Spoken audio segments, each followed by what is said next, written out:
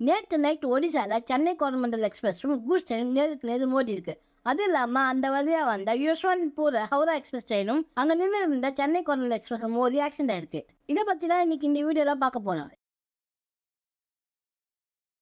வழக்கமாக சென்னை கோரமண்டல் எக்ஸ்பிரஸ் கொல்கட்டா 3:30 கிளம்பி next day evening 4:30 தான் சென்னைக்கு வருமா. இதே மாதிரி நேற்று ஈவினிங் 3:30 மணிக்கு கிளம்பின ட்ரெயின் ஒடிசால பலசேர் ஊரில் இருக்கிற பகானா ரயில் நிலைய கிட்ட 7:30 மணிக்கு அதே ட்ராக்ல வந்த கூட்ஸ் ட்ரெயின் மேல மோதி ஆக்சிடென்ட் ஆயிடுச்சு.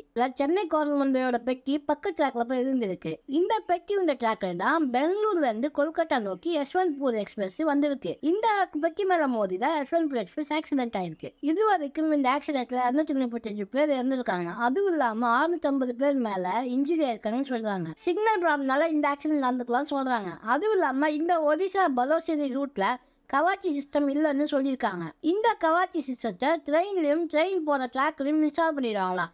இந்த கவாச்சி சிஸ்டம் என்ன பண்ணுன்னா ட்ரெயின் ஸ்பீடாக போகும்போது பிரேக் போட்டு ட்ரெயின் ஸ்லோ பண்ணுமா.